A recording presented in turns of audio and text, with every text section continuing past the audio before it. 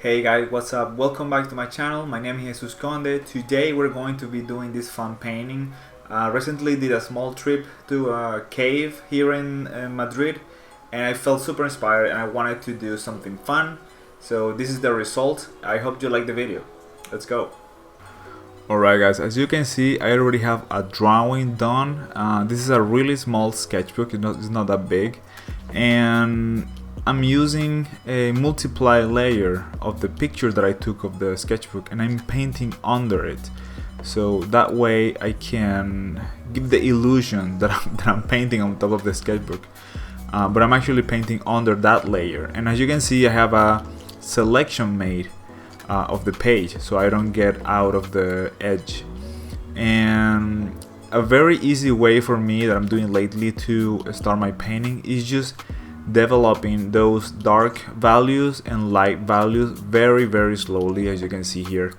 I'm trying to be as varied as possible with tones. I'm using like a brown, a reddish kind of brown, then a yellowish kind, and I'm slowly building up these values that are going to give me that illusion of light and shadow.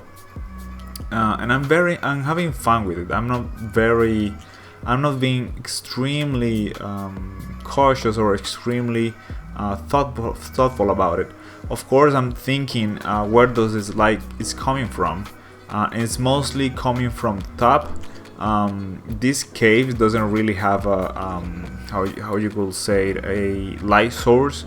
On the one that I went, the light source were actually fake. It's just lights, electricity lights all over the place, so you can see the magnitude of this cave, but it really doesn't have anything that you can use as a actual natural life.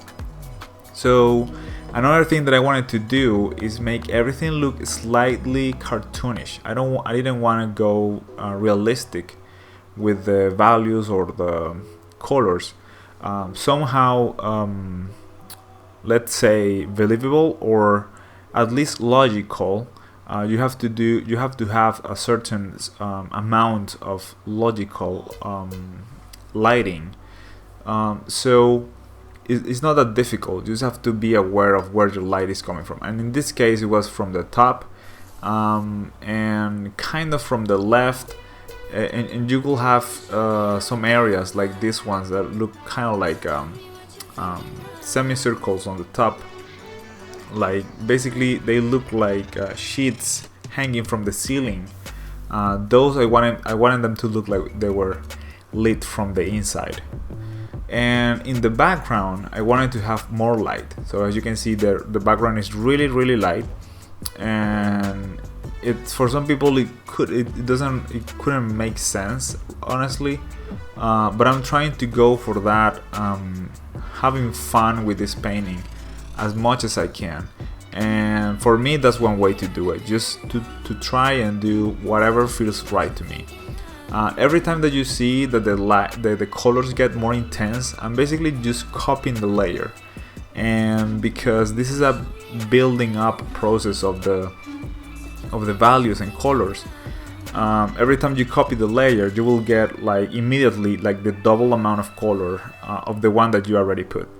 Right now I'm doing a lot of adding just shadow and darkness to everything, so it gives a little bit more of volume to all the stuff that I'm working on. Those dark values really help to make the painting look more, give more silhouette to objects. And right now I'm trying to find some volume on these pillars, columns kind of thing. And as I said before, I wanted these structures that they're like that for real. When I was in the cave, there were some structures that come from the ceiling, and it was incredible looking. They looked like there was like some kind of sheet hanging made of a stone. That was crazy, and I felt like I wanted to do something like that, and the light was from the inside. In this case, I was noticing that the painting was lacking a lot of definition. It was looking very soft, very blurry. So when you notice that, then you know you have to put some detail on.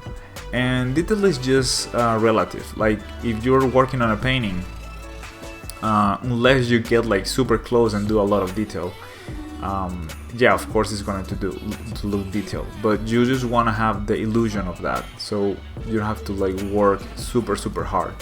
And again, remember this painting is small, so you don't have to really put that much effort to add detail to it, and it's only for fun, for practice, so don't take it too seriously. Like you do have to, not everything that you do have to be for the portfolio, not everything has to be to post it on social media, although this one is gonna get posted.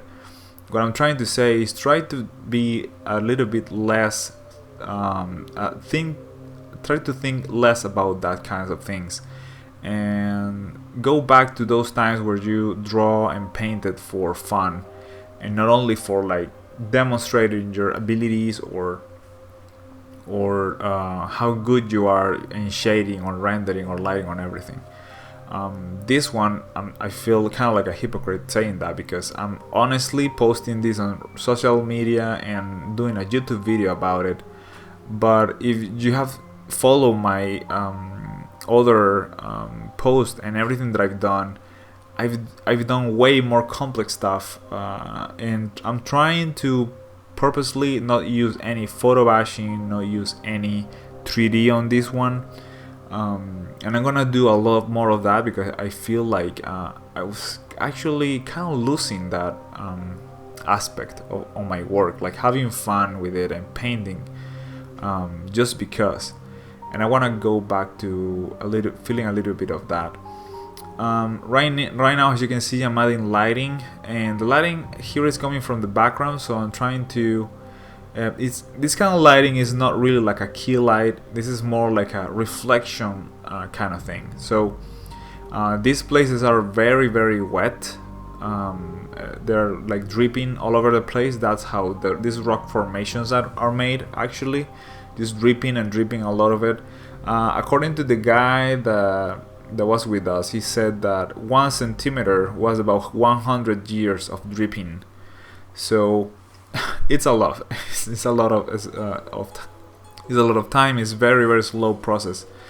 100 years just from 1 centimeter is, and you can see this incredibly huge structure. So you start to doing some math, and according to the guide, some of the structures were 1 million years old, or 500,000 years old, or stuff like that.